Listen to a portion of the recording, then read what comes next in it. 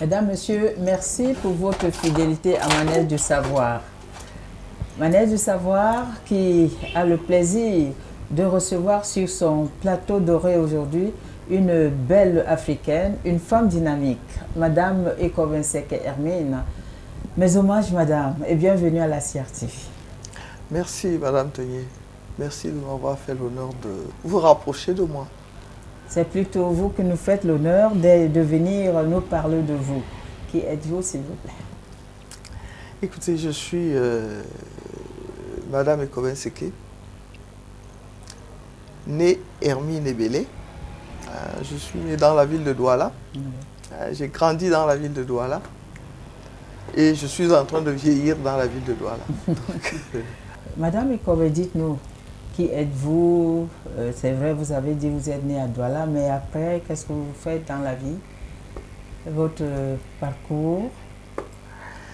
Bon, écoutez, je suis aujourd'hui une femme qui a plus d'une soixantaine d'années. Les femmes n'aiment pas donner leur âge.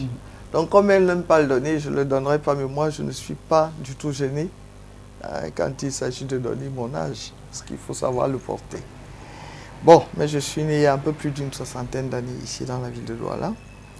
J'ai fait mes études primaires, secondaires ici dans cette ville. J'ai démarré mes études supérieures à Yaoundé où j'ai passé un an et je les ai terminées en France par une licence de mes lettres sciences humaines et une maîtrise de droit privé. Au passage, par un probatoire au DECES, c'est-à-dire en comptabilité. Voilà. Ma carrière également, je l'ai démarrée en France dans les années 80. Donc aujourd'hui, je peux dire avec un peu de fierté que ça fait 35 ans de métier. Je suis un professionnel de l'assurance. Malheureusement, depuis le début de ma carrière, depuis 1980, aussitôt après mes études supérieures, je suis rentré comme stagiaire dans une société d'assurance qu'on appelait la Préservatrice à l'époque. Ça a duré très peu de temps et j'ai été coopté par des courtiers d'assurance français. À l'époque, c'était la Société Générale de Courtage d'Assurance et qui avait une vocation, celle de s'occuper des champs pétroliers qui se développaient tout au large du golfe de Guinée. Donc je suis rentré avec eux. J'ai acquis toute ma formation à leur côté parce que quand ils me reçoivent, ils me proposent donc de travailler avec eux. J'avoue que je n'avais pas de vocation particulière pour ça. À l'époque, on nous disait plus tu as un bagage intellectuel, mieux tu es payé. Donc ce qui m'intéressait, c'était aller vers le 3e cycle. Après cette maîtrise, soit un 2S, soit un 2A. Ils m'en ont dissuadé, ils m'ont fait comprendre que j'avais acquis une certaine maturité qui me permettait d'avoir accès à tout ce que je veux. Et pendant un an, j'ai été reçu chez eux comme stagiaire. J'ai travaillé avec eux. Après, je suis revenu au Cameroun parce qu'ils ouvraient une filiale ici au Cameroun. Et un de mes oncles était président du conseil d'administration de cette société. Donc, je suis rentré ici au Cameroun, j'ai travaillé avec eux. Nous avons travaillé, nous avons couvert l'ensemble des champs pétroliers du Golfe de Guinée, de 1980 à 1989, jusqu'au moment où le choc pétrolier éclate au Cameroun. Et quand il décide de se retirer du Cameroun, l'actionnariat camerounais de cette filiale, qui était donc la EGCA Cameroun, a décidé de me coopter comme directeur général. Ce travail, je l'ai fait jusqu'en 1999.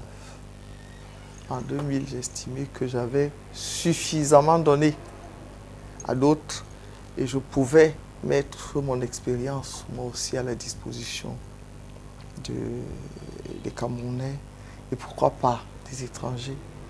Donc j'ai créé avec des partenaires la Société Générale de Courtage d'Assurance, la SOGECAR. Voilà un peu pour ce qui concerne le Cameroun. Et dans cette vie professionnelle, nous avons entamé une aventure associative parce que l'association professionnelle des courtiers d'assurance du Cameroun, qui verra le jour en 1999, le verra avec 5 courtiers camerounais. Je ne voudrais pas les citer pour ne pas faire de publicité, mais c'était les principaux courtiers à l'époque. Et là-dedans, j'ai assumé les postes de vice-présidence et de président jusqu'en avril 2014.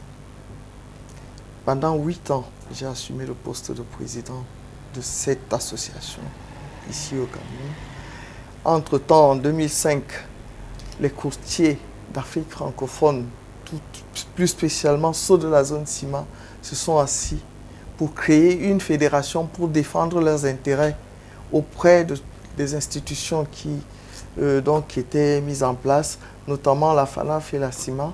Il fallait une institution des courtiers d'assurance qui parle d'eux, qui marque leur présence, qui défend leurs intérêts et qui fait surtout entendre la voix des assurés dans ces milieux.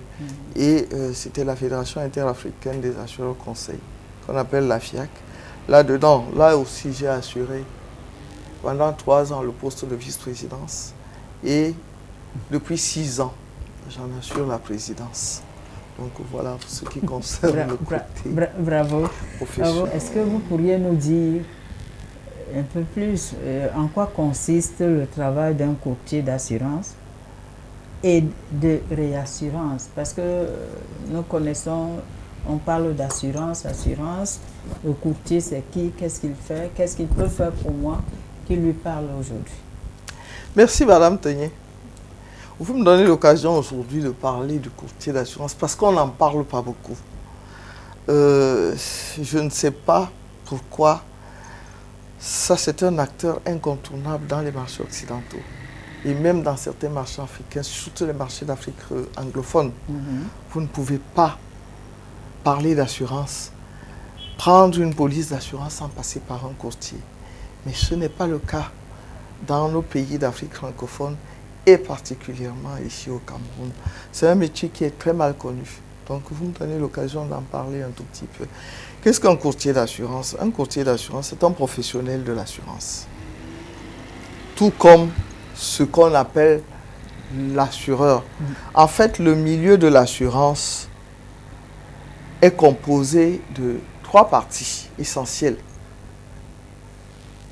La tutelle, le régulateur, c'est-à-dire l'État, le ministère des Finances, à plus haut niveau, la CIMA, qui est là pour réguler le marché. Le deuxième acteur, la compagnie d'assurance. C'est elle qui porte le risque. Je voudrais utiliser un langage un peu simple, qui soit accessible au commun des mortels, mais bon, ça va peut-être être difficile. C'est elle qui porte le risque, c'est-à-dire que c'est elle qui assure. Elle crée les produits d'assurance. Elle techniquement, il monte les compagnies, les polices d'assurance. Il lui arrive de faire de la distribution également de ses produits d'assurance. Mais son rôle, in fine, c'est de régler les sinistres.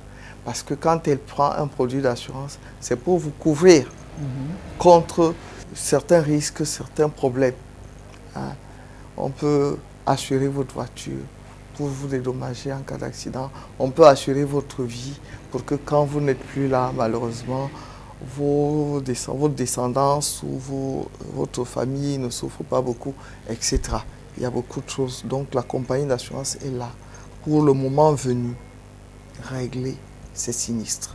Donc payer pour ce que vous avez donné de l'argent. De l'autre côté, l'autre partenaire, c'est le courtier. En fait, c'est l'intermédiaire d'assurance. Et dans ce marché d'intermédiation, vous avez deux acteurs principaux. Vous avez les agents généraux. Ceux-là sont des personnes qui sont agréées par les compagnies d'assurance pour vendre leurs produits, exclusivement leurs produits. C'est-à-dire que si vous êtes agréé par une compagnie précise, une compagnie X, vous ne pouvez vendre que les produits de la compagnie X. Vous représentez donc la compagnie X sur le marché. Et de l'autre côté, vous avez le courtier d'assurance. Lui, c'est un indépendant. C'est un commerçant, comme il est d'ailleurs défini. Il travaille pour son compte, mais il reçoit mandat des assurés, c'est-à-dire de la population que vous êtes. Hein? Vous voulez prendre une police d'assurance, vous venez chez lui. Il est votre mandataire.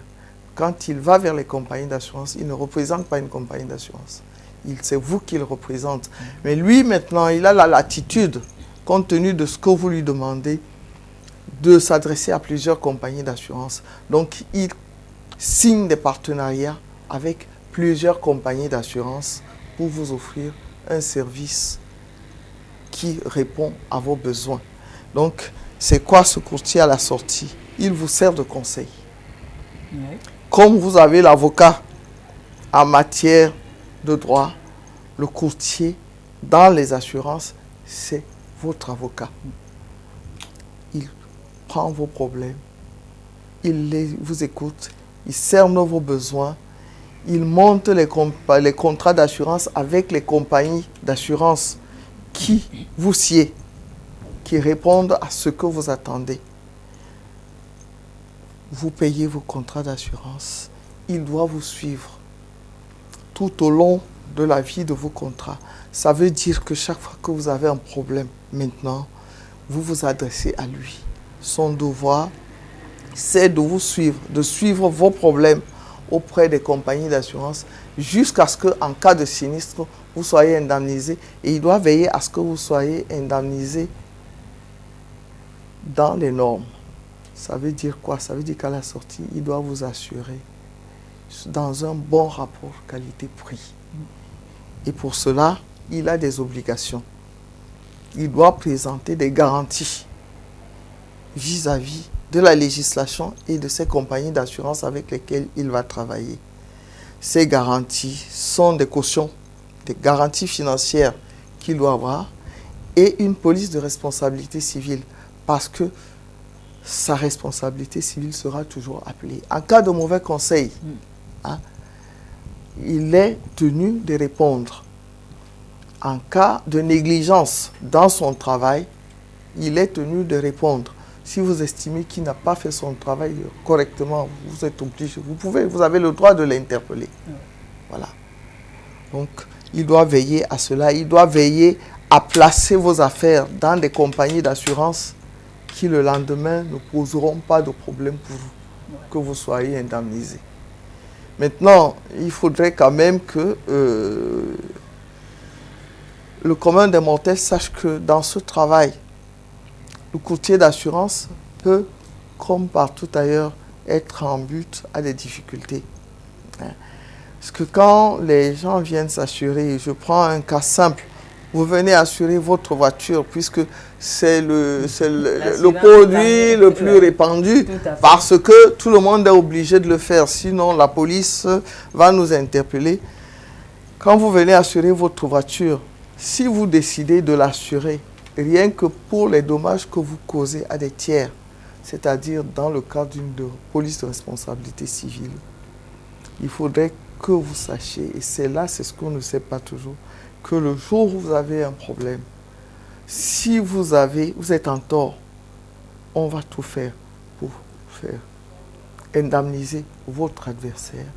Mais si vous n'êtes pas en tort et que vous n'avez que ce contrat, le travail du courtier va consister maintenant à exercer des recours contre l'assurance de votre adversaire pour vous faire indemniser. Et là, c'est un travail qui est très aléatoire. Parce que autant, lui, le courtier, doit veiller à ce que vous soyez bien assuré, autant en face de lui, on ne sait pas. Donc, ça peut durer quelques jours, ça peut durer des années, parce qu'il faut se battre absolument pour vous faire indemniser.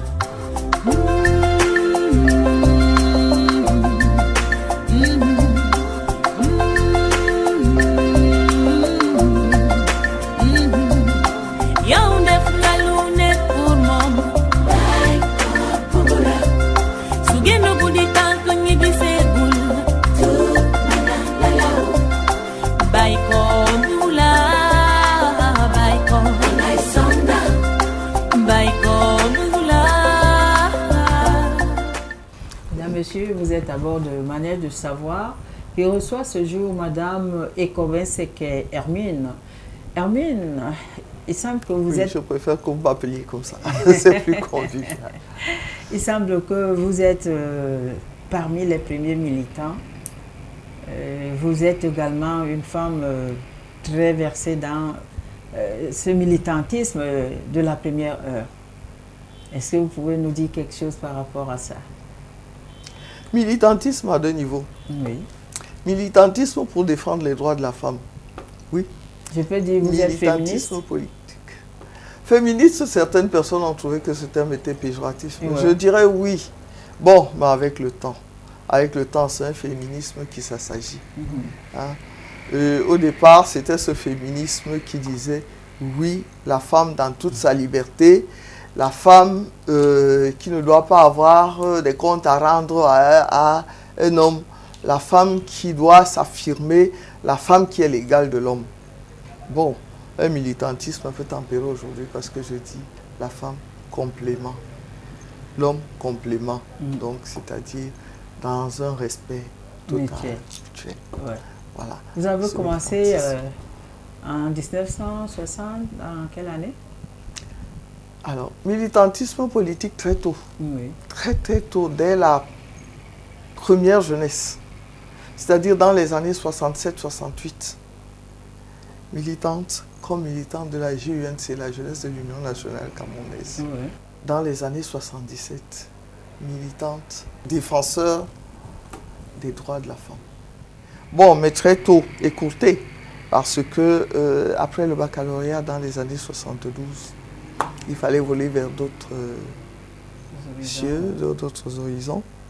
Donc, quand je rejoins l'étranger, dans les années 74-73, on m'a fait un peu à ce militantisme politique et on se concentre aux études.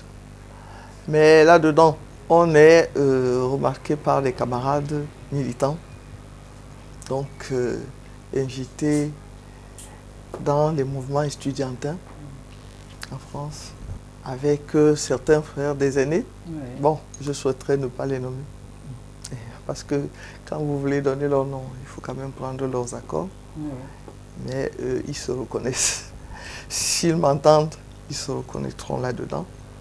Donc, ce sont eux qui me donnent en fait l'envie de militer dans la politique. Oui. Ils avaient eu raison ou pas? Je crois qu'ils avaient eu raison. Je crois qu'ils avaient eu raison parce que ce sont des leçons de la vie. Oui. Et ce sont des moments passionnants.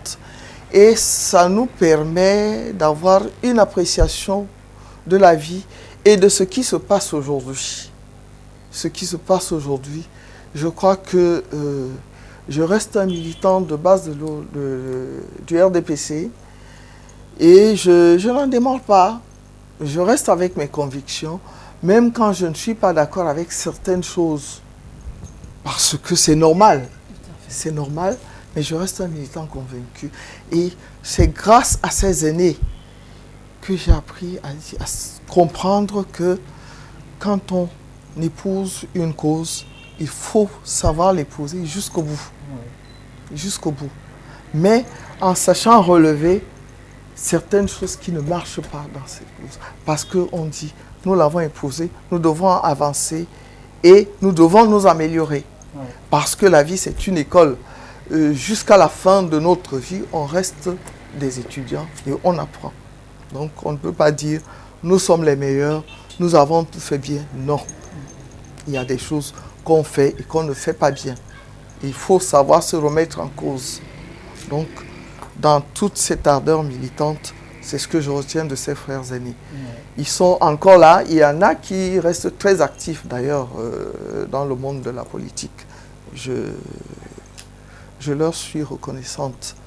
Maintenant, pour ce qui concerne l'ardeur militante, une fois rentré au Cameroun, je retrouve les rangs de l'OFUNC. Toujours dans le Daïdo natal, à la sous-section de Daïdo Aquanor qui n'était pas encore scindée dans les années 80. Là, je rentre et quelques temps après, je suis vice-président du comité de base de l'OFUNC Poste Daïdo. Ce poste, je l'occupe jusqu'à la naissance du RDPC dans les années 85. Et quand on bascule de l'UNC au RDPC, je deviens la vice-présidente du comité de base au FRDPC, Poste Daïdo, jusque dans les années 86-87. Félicitations pour votre fidélité. On ne sortirait pas de cet entretien sans que vous ayez dit un petit mot sur cette grande association Femmes et Sawa Avenir. Oui.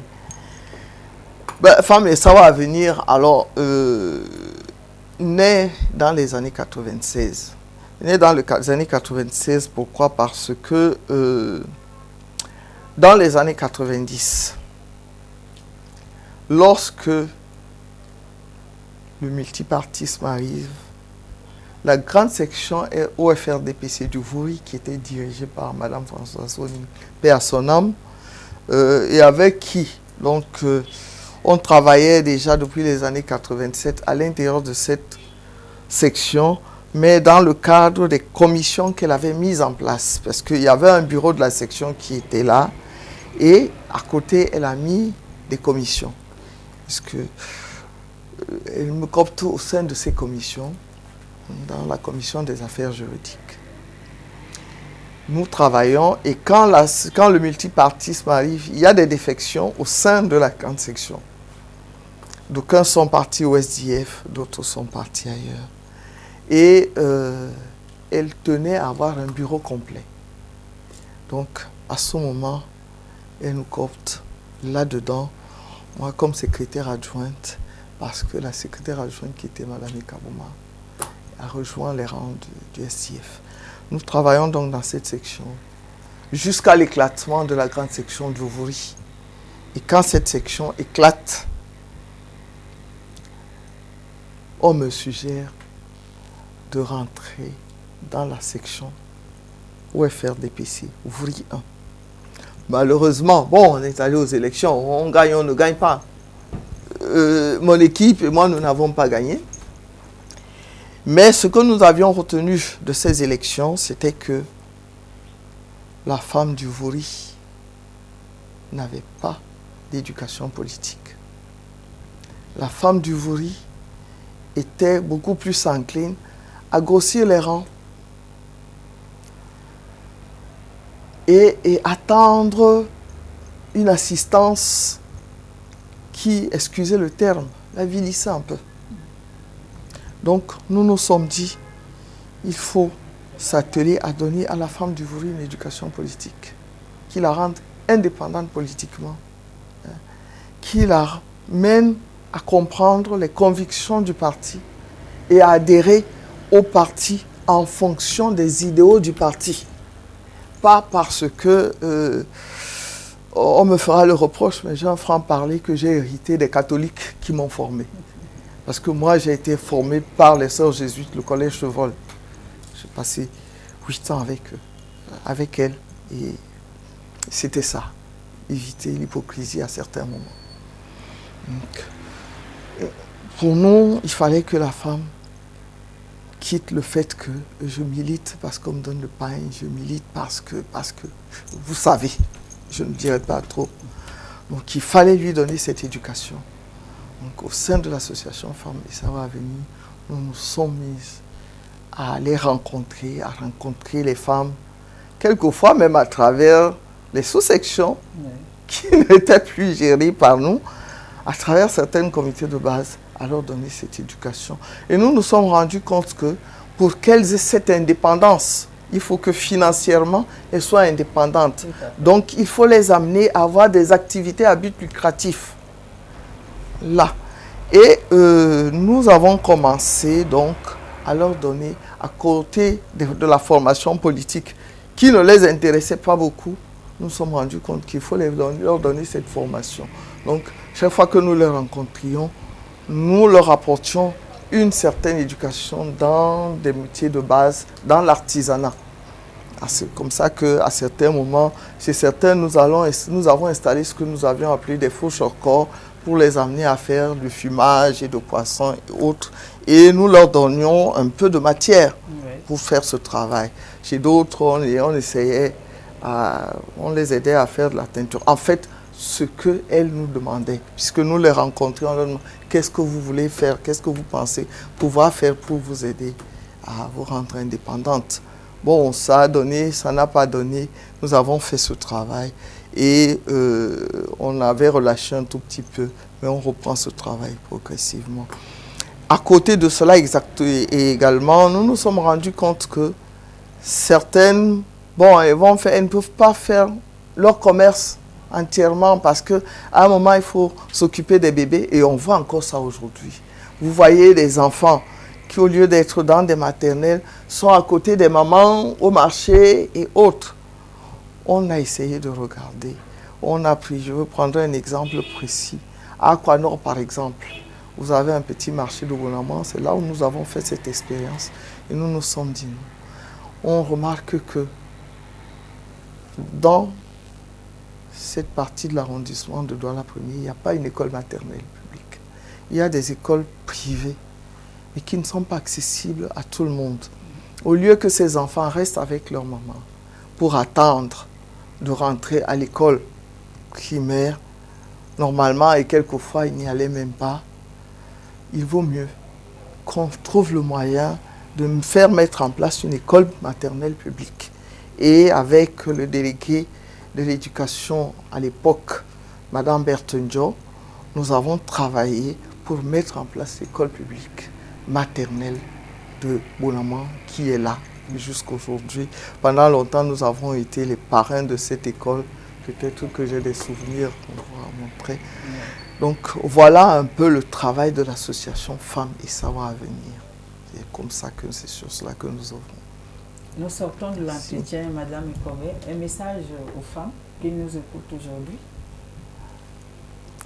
Un message, je dirais, il faudrait que les femmes, de plus en plus, s'affirment dans le domaine économique.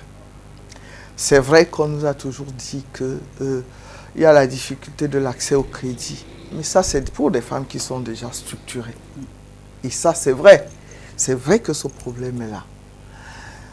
Mais toutes celles qui évoluent dans l'informel, elles sont nombreuses. Moi, je dis, on peut vous aider. On dit qu'il y a des difficultés pour l'accès au patrimoine. Aujourd'hui, on a obtenu que la femme succède à son père au même titre que son frère. Ça, ce sont des droits pour lesquels nous nous sommes battus, nous y sommes arrivés. Nous disons, il y a encore beaucoup, parce qu'il y a par exemple les veuves qui jusqu'aujourd'hui restent des usufruitières alors qu'elles ont passé toute leur vie à bâtir ce patrimoine avec cet homme. Même quand elles n'ont pas travaillé, même quand elles ont travaillé, elles restent usufruitières. Nous disons non. Parce que si je décède aujourd'hui, mon mari sera le premier héritier. Ce n'est pas mon cas. Je dis non. Non. Nous devons continuer à nous battre pour arriver à cette parité. De l'autre côté, pour ce qui concerne, je voudrais me circoncire un peu dans le domaine économique. Il faut que la femme sorte de plus en plus de l'informel. Et pour cela, il faut que les femmes apprennent à monter des entreprises. Moi, je salue les efforts de l'État qui crée des centres aujourd'hui, mais il faut que nous attirions l'attention des femmes. Elles peuvent aller dans ces structures que l'État met en place pour les aider à monter des structures qui sont fiables. Et à ce moment-là, elles ont accès au crédit. Donc, Madame Ekowe, merci. L'équipe de Manuel du Savoir vous dit merci. Surtout, félicitations pour tout ce que vous faites et que vous allez faire. Et bon vent. Merci d'être passé chez nous. Merci, Madame Taïen. Merci de m'avoir ouvert votre porte et de m'avoir ouvert vos antennes, de m'avoir permis de me faire comprendre un tout peu par le public. J'espère que j'ai été un peu comprise. Peut-être pas beaucoup. Oui, nous aurons l'occasion de nous revoir. Nous savons que nos amis, nos maris nous ont accompagnés ce matin et qu'ils vont nous aider à grandir encore parce que nous sommes également leur maman. Mesdames, Messieurs, l'équipe de Manuel Savoir de la CRTV vous dit merci. Restez branchés, les programmes se poursuivent.